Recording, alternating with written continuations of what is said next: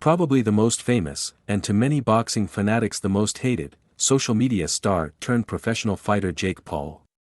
Looks like he will be rematching Nate Diaz in an MMA bout sometime in the next year.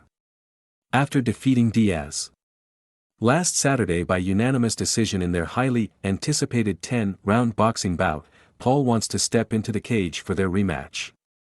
Many know Paul as a YouTube sensation who became famous fighting UFC legends in the boxing ring. What many don't know is that Jake, along with his brother Logan, have always excelled in combat sport from a young age.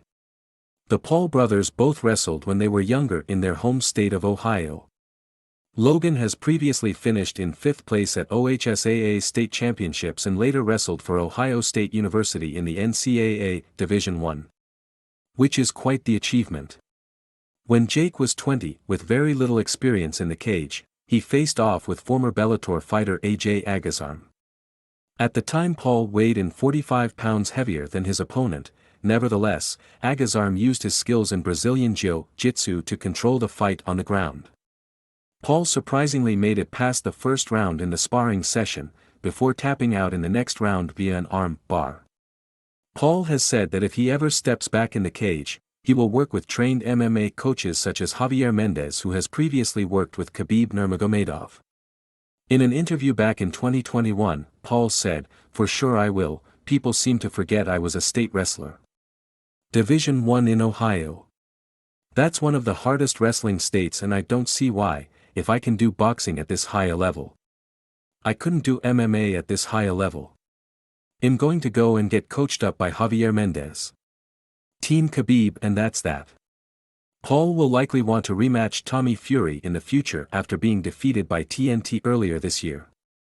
Paul's rival, and Fury's next opponent KSI, however, believes that the problem child has already regressed in his boxing progress. "I feel like he's regressed, if anything," KSI told Ariel Helwani on the MMA Hour. "I don't think he did very well against an opponent who hardly jabbed. Watching the fight, I was like, Nate isn't jabbing at all. He's not setting anything up. Jake wasn't setting anything up. He was just surviving the 10 rounds.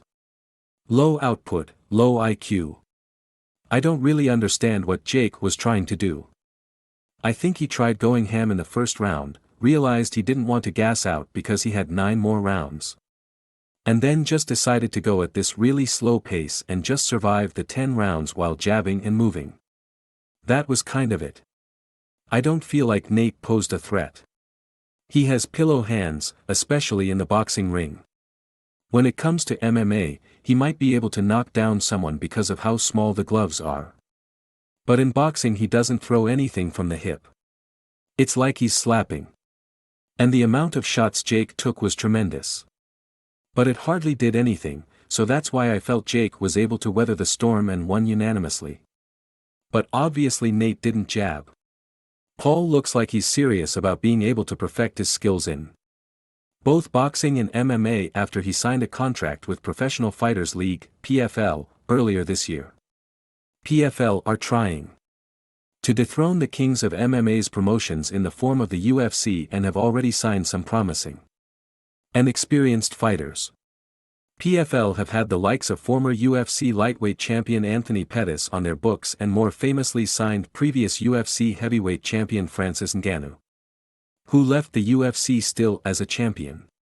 It's looking more and more likely that Paul vs Diaz 2 will be an MMA event on a PFL card. Paul wants to take on the former Ultimate Fighter winner in a PFL Smart Cage within the next year. On the latest episode of Impulsive, co-host Mike Majlak asked Paul, "Could you beat Nate Diaz in MMA?" To which Paul responded with, "Not right now. But in a year, maybe. But honestly, I'll will it into existence, and I'll work so hard that I could do it.